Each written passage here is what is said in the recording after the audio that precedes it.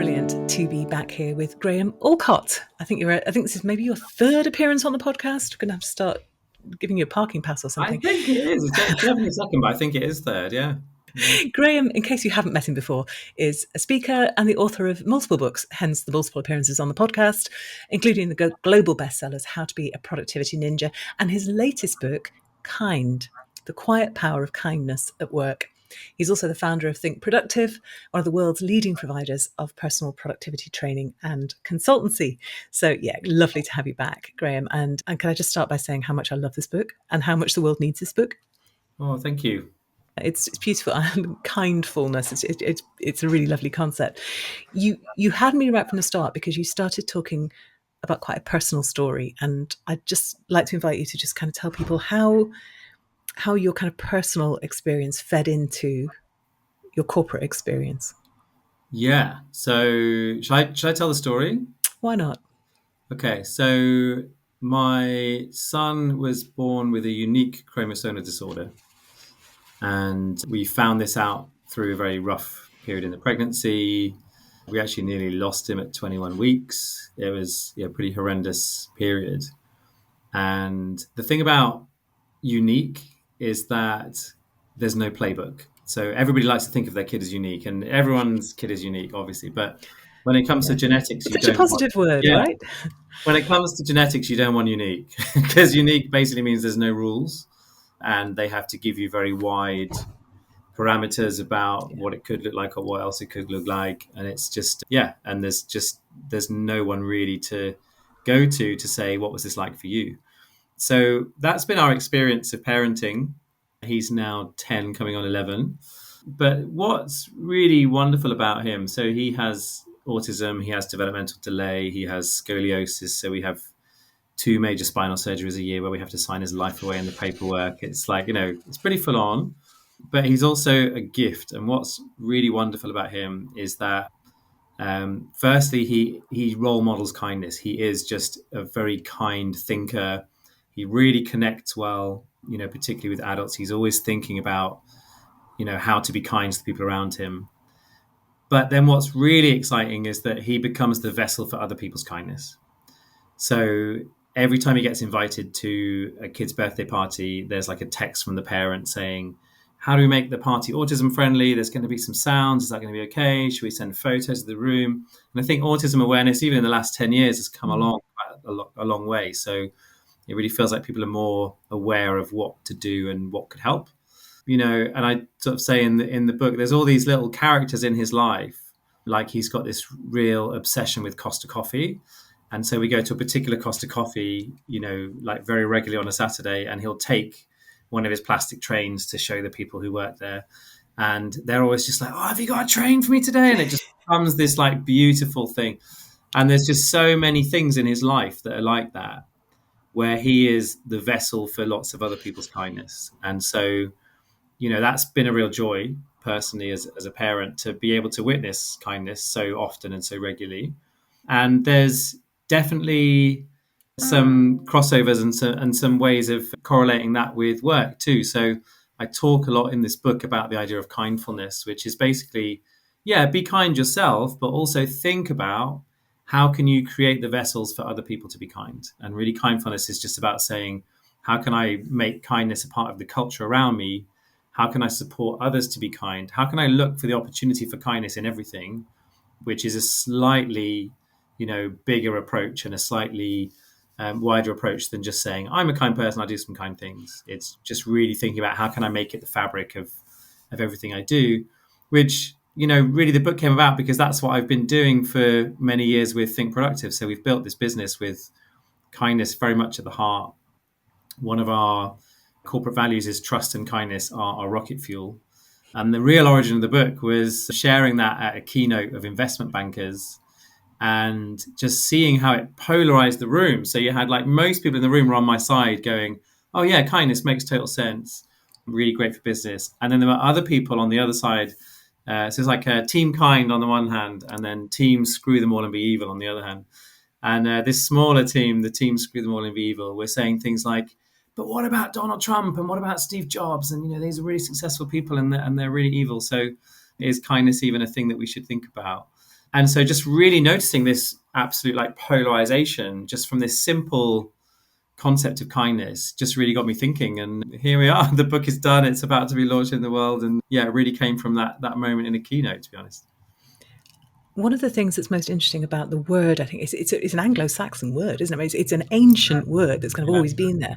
And I think sometimes when words are so woven into the sort of warp and weft of our lives, we stop thinking about them. What you forced me to do in this book is think about that word kind, which everybody likes to be kind. Kind's nice. Kind's nice. And one of the things that you did that really struck me was that you differentiated kind does not equal nice. And I Mm, think that, I mean, I'm sure that came out of that conversation that you were having with the investment bankers. Like, wait a minute, yeah. we are not equating kind and nice here. So just tell us what the distinction is. Well, the distinction comes about because a lot of people mistake kindness for weakness, or they mistake kindness for softness. And what I often say is, no, that's not kindness, that's niceness, and they are different. So, very, very broadly speaking, nice is about telling people what they want to hear, and kind is about telling people what they need to hear. So, when you truly act with kindness, when you're truly kind, what you're doing is bringing in the combination of truth and grace.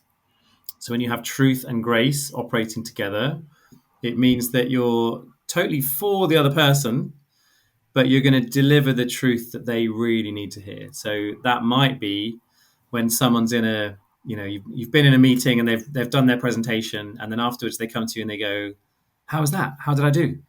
And it didn't go very well. And the nice response to that is, "Yeah, it was great." Yeah."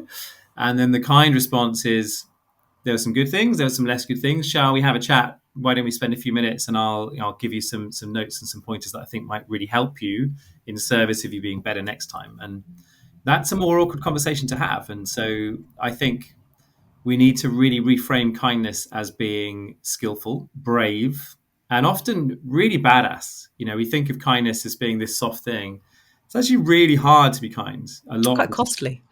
and costly, yeah, and and particularly having negative consequences if you don't do it well. So it also Yes. requires some skill and practice and a real kind of sense of agency around it to do it well. So I think we need to start reframing it as not being a soft skill, but actually being a really fundamental hard skill that we just have to get better at and practice.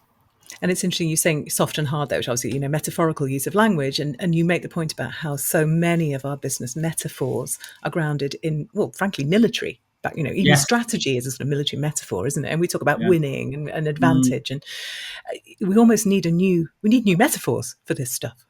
Yeah, and I talk about this in the book that there's quite a strange origin to a lot of this sort of military talk. You think about touching base and being caught in the crossfire and all these bits of terminology. And it goes back to in the 1960s and 70s, a lot of management consultants were reading The Art of War, Mm, bringing that into corporate life and trying to take lessons from that as perhaps a way to run businesses. But actually, a lot of the experts on that book, The Art of War, say that it's not a book about war at all. It's actually a book about peace. It's actually a book that really sets out how war is the most costly and most destructive choice that you can make, and that actually what the conclusion of that book basically is anything you can do to keep the peace, do that, right? So actually even the origin of that is really misguided. But yeah, when you start to look out for it, all that military terminology that we have, it really is so pervasive in how we work, and it completely misses the fact that behind a lot of these gung ho, militaristic, business bastards, as I talk about in the book, leaders, are lots and lots of kind people walking behind them, clearing up the mess. And we yeah. don't hear so much about that because it's quiet and it's restorative and it doesn't make headlines. But ultimately, kindness is the glue that quietly is fixing stuff together behind the scenes. Whereas a lot of the big stories, the Donald Trump and the Shark Tank and Dragon's Den and all that stuff, they make the headlines because they're remarkable and interesting. And let's face it, in movies and fiction and all these places, the baddie is always a more interesting character than the goodie because part of us thinks, "Oh, that's not like us. That's a slightly more interesting way to think about things. What would my life look like if I indulged that sort of darker side of me, or if I was behaving without the rules. And so, of course, baddies are more interesting. It's just not. It's just not a way that we Just want really to not helpful. uh, go about. Really building trust and psychological safety that really makes the world go round in terms of organisations. And you do make it practical, don't you? So it's kind of, you want to understand this. You want to understand that I'm not talking about being nice, that I'm talking about something really quite muscular. And you deliver that also, as well as the explanation and the models and the metaphors and the analogies. I love the salted caramel analogy, by the way, as a fan of salted caramel. Yeah. So that one So, is the truth and grace, right? yes, Explain the salted caramel. salt So and sweet. chocolate hobnobs, best biscuits in the world. And when you think about why, it's truth and grace. It's the essence of kindness. So you have that kind of sharp truth of the salt, and then you have the grace of being for that other person, which is kind of like the niceness bit. And so if your meal was just salt, it'd be pretty toxic pretty quickly. So delivering lots of truth, people often have this thing of like, well, I'm just going to say it like it is. I'm just going to deliver the truth and think that it's heroic. And the truth on its own is salty and toxic. But yet, on the other end of the scale, if you're just acting with grace and there's no truth in there, it gets sickly very, very quickly. And that's a nice culture where things don't get done. So yeah, jumping in on that one. But yeah, I think that salted caramel thing is, it's a good one to get across, I think. It's such a good one, and I apologise if you're now really hungry and have a craving for Yeah, salted caramel. exactly. As soon as this finishes, you can go and indulge that. But you do exercises in there as well. Not exercise, you call them challenges, kindness Yeah, challenges. I really liked the formulation of that because it brings home the message that A, it's practical, and B, it's not easy. So yeah. yeah, how did you land on that? Well, for the last 2 or 3 years, I've been running a thing called Kind for Leadership, which is a 6-week program. We run it once or twice during the year. We're going to certainly run it in the early part of 2025 once the book's out.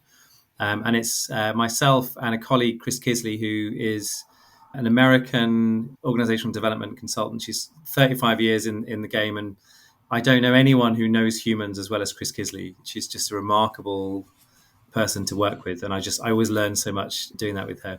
But yeah, we just hit on this idea of at the end of every session, we'll run a challenge and then that will run for a week. So, in between the weekly session, everyone's on the WhatsApp group sharing their progress on the challenges.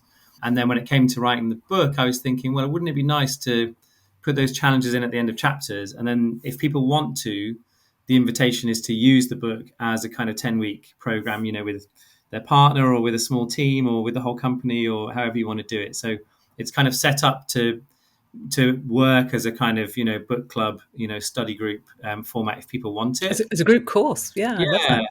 And then the idea is that we're trying to make as many of the business models within this whole ecosystem as kind as possible. So the idea is you don't need us, you don't need to buy anything else. This is as accessible as it can be.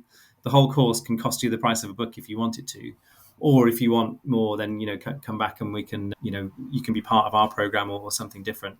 But the idea was just to give as much of it out as possible so that it spreads. That's really the aim of this book is to get the ideas and get the debates and the discussion just happening as often as I can in as many places as I can.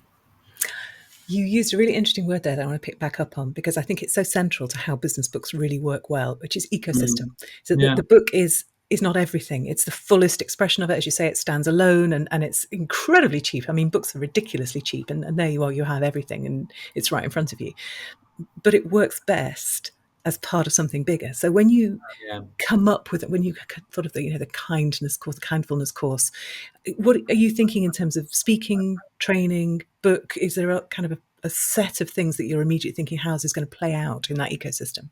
I've got slightly better at that over the years. I think generally I do that in a very instinctive way. I don't really follow rules. I don't really follow blueprints. I have a lot of cynicism around these people that sell online courses saying, hey, like turn your book into this and I'll put you join my mastermind group. And what you find is lots of people selling the idea of setting up the program that you've just been on. And so it's just like everybody's teaching themselves the same stuff.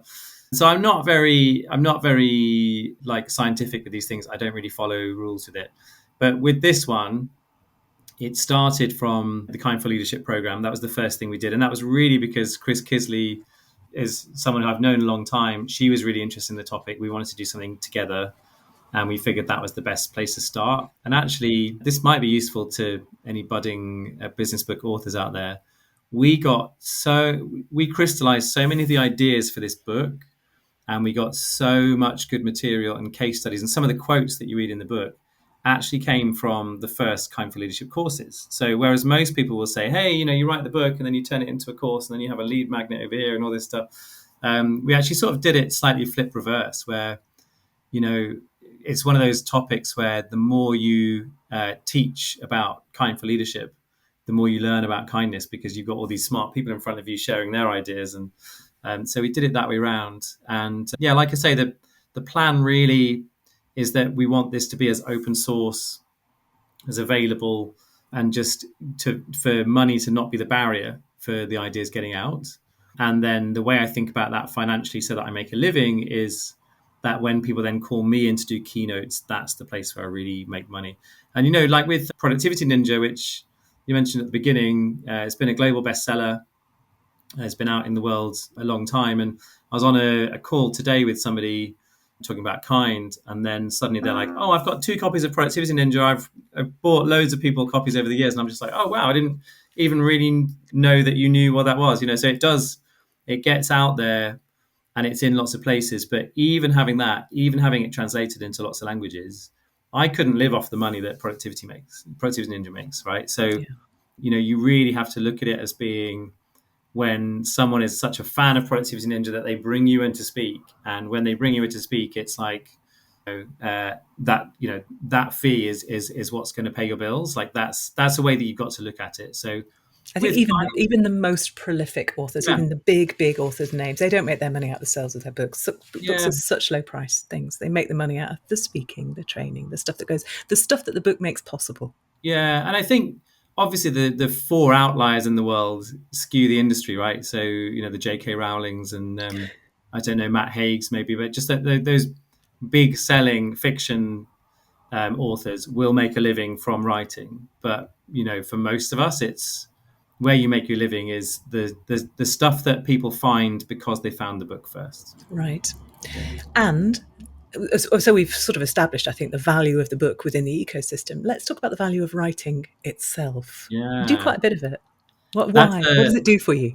that's definitely a more interesting and comfortable topic for me than talking about, do I have a business strategy? Yeah. So I don't know. I think in our little world, there's two types of people. So there's the people who are really natural speakers, and then they write a book so that their speaking gigs go better. And there's the people who are much more natural as writers, and then they learn how to be speakers. So I think it's very rare that you have someone who is equally at home in both. And I try, but I honestly think where I'm most at home is writing. Yeah, like I'm definitely the sort of stereotypical like introvert in the shed, sort of writing away. Yeah, I've done 6 books. I keep saying to everyone, this is the last book, and I genuinely think it's the last book. I sort of have an idea. Yeah, you're laughing because I probably Oh, don't. I'm sorry. Did I laugh out loud? I do have an idea for another book which will not involve me writing more words, which I'll tell you about in a second. But I think in terms of it's for me, it's the last book that is me putting an idea out into the world for a couple of reasons. One, I think this is the idea that I want to focus on for a long time. And once I've written that book, what I need to do is get out of my comfort zone of sitting in the shed and go and put it out there in the world. So it's a very deliberate thing to say that, because it stops me hiding behind Kind Book 2 or kind Oh, I of. have a new idea. Yeah. Yeah, right. But I've definitely been guilty of that in the past. So yeah, it stops me from hiding. But then also, the other reason I think it's the last book is that when I first wrote Productivity Ninja, it's before I'd had my son, and I could take a month and go and sit in a beach hut in Sri Lanka and write a first draft in 4 or 5 weeks. I mean, I didn't know whether to laugh or cry. Yeah. And people do that now. People go, "Hey, I've just come back from a trip and I've written my book." And I was like, "You've written a first draft?" And they go, "Yeah." I was like, "How many words is it?" And they go, 60,000. I goes, "You're about a third of the way there." Well done. But yeah, I used to be able to do that. When Productivity Ninja came out, and I did Study Ninja like that as well. And then I did another book like that. And then I did 2 books that were co-authored. And I thought, hey, two authors, half the work. It's actually twice the work. I don't know Yeah. why, just is. But those two co-authored books were both when I had my son, and I'm a single parent as well. So, just juggling that, just impossible. And this book's taken me 4 years, one way or another, mainly because I'm juggling lots of, personal family stuff alongside it. So I kind of feel like I don't want to have, because when you're in the middle of a book, you just have the little voice in your head, which I've had now for basically 4 years. The book. There's something more to do for the book. There's another idea for the book. You There's should another, be writing. and What are you doing? You should be it's not you should writing. be writing. It's like you need to get that bit better, or that bit happens. And so I've had that voice constantly in my head for 4 years, and I'm very much looking forward to on publication day being like, okay, so it's that book. That voice is now silent. Lovely. I'll have a breather from that.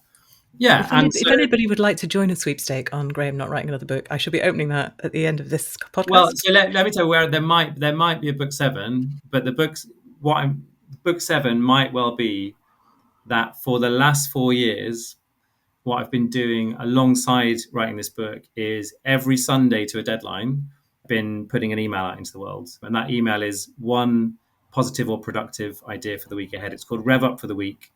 And that has become, so back to your original thing about writing, that's become like the sort of cornerstone really of my writing practice, in that all the time while I was writing Kind, I was also writing something else every week, to a sort of task and finish deadline. It's done, next kind of thing. Just Press keep send. about rolling. And so I honestly think this is a way better written book than any of my other books. And I think it's because I was writing about lots of other topics. So I write Rev Up for the Week. It comes out every Sunday, 4:05 p.m. I just picked a time at random. And the idea is that whatever I'm doing, wherever I am in the world, I still have this accountability to write one thing that week. I never batch them up, so I always write them that week. I never use AI, even though I've developed an AI called AskGraham.ai, and it's now capable of writing those emails for me. I don't use it.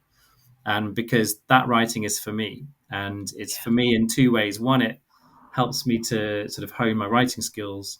And secondly, I generally write things that are the advice that I need that week, slightly selfishly. And it turns out that we're all quite cyclical as human beings, So in September, everyone's getting their heads back down, and then by December, everyone's exhausted, and then in January, it's new year, new you, and we all work on these kind of cycles. So it turns out that often, if I write a thing that's for me, it tends to land really well with lots of other people, and I get lots of replies back saying, "Hey, that's totally on my mind. You read That's my what I mind." needed to hear. Yeah. That's so So I funny. always And write I it that love week. that. Yeah. And then I always write it that week. I don't use AI. And that for me has been a hugely helpful thing. I used to have a post-it note for years above my desk. Just moved house and I lost it. But it used to just say, "Writers write."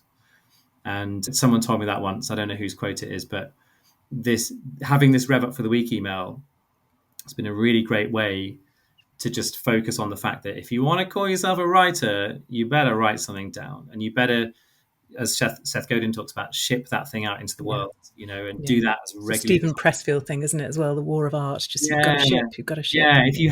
If you're calling yourself a writer and you haven't read The War of Art, then you have to start there. Actually, Yeah, it's such a good book. And I love your point as well, just to highlight it in case anybody sort of, let it skip through their brain, that you don't use AI to write, not because the output wouldn't be good, but because the process of writing is so valuable for you as a human. yeah. So it's a very conscious.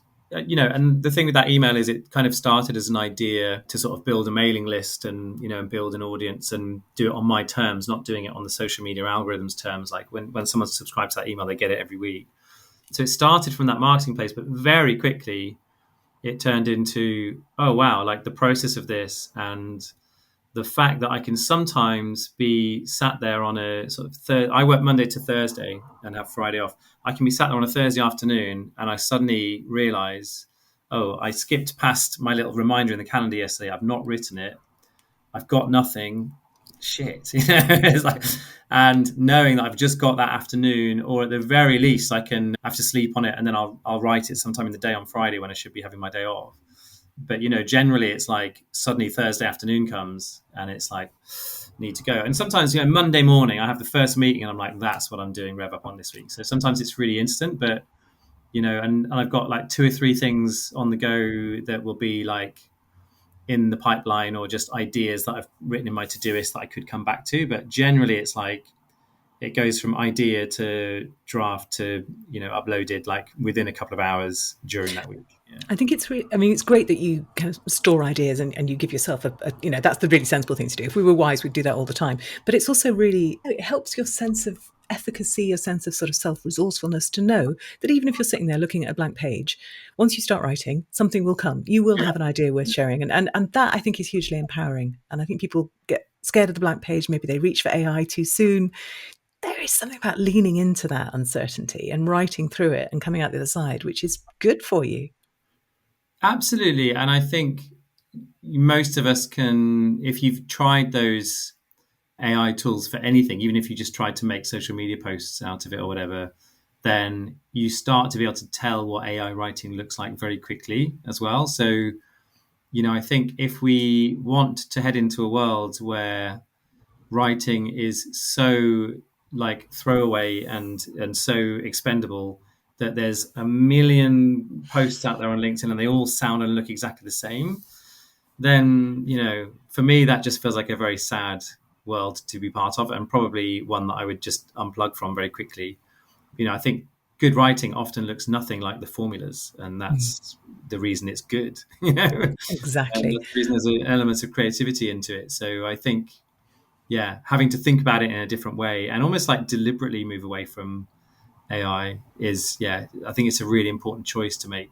And and the blank page can be scary. And what's good about my rev up thing is that I've definitely kind of overcome the fear of the blank page more and more the more I've done it. It's like anything, it's a practice, right? And Yes. the more you're doing that, the easier it becomes.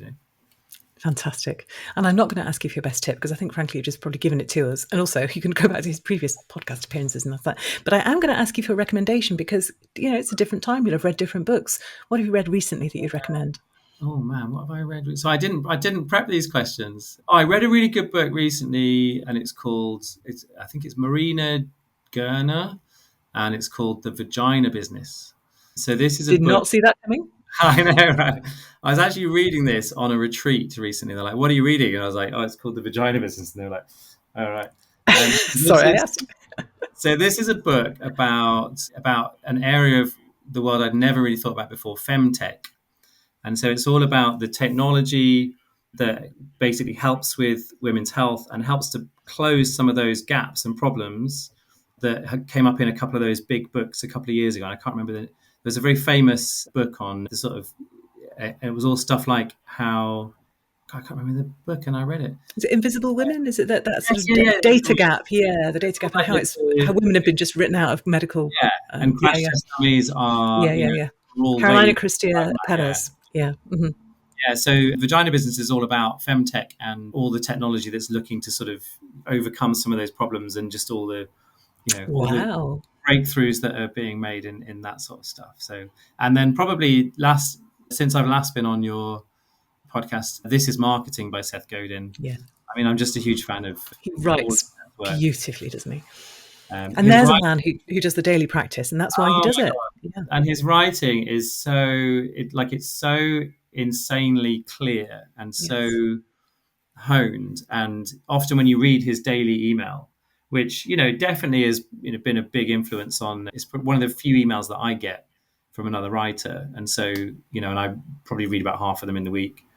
Definitely a massive influence on how I try to write, just because I think he's so good. And I don't think I'm anywhere near as good, but like it's definitely an influence. But this is marketing. And just there's a phrase in that book where he says, you can boil marketing down to a vulnerability, which is, here, I made this. And then you hand it over. And that little phrase, it has just really stuck with me over the last couple of years, since reading that book. So I think he's definitely, for me, he's the best business writer there is. And I think over the previous 400 odd episodes, we've probably had a recommendation of every single one of Seth Godin's books. And there are many of them because he's so good. Yeah, fantastic. And Graham, if people want to find more about Kind, more about Think Productive, more about everything that you do, where should they go? Well, very simple. If you just go to grahamallcott.com, so I'm ALLCOTT, so grahamallcott.com/links, then all the links are there. Everything's on in one place. Yeah, and I hope you'll go. Subtext is, I've given up trying to remember them all. Just go here. And I hope you'll go and buy a copy of Kind, because the idea with this book is to really start some conversations around what it means to be kind at work and how workplaces can be kinder. And yeah, I think it's easily the most important book I've written, and I really hope it's the one that I'm remembered for in the future. And yeah, go check it out. I thoroughly endorse that. I think it's really profound. It's beautifully written. It moved me a lot personally, and it really inspired me. So yes, thank you. Please do go and read it. Brilliant. Graham, just always lovely to talk to you. Thank you so much for your time today. Thank you. Real pleasure. Thanks, Alison.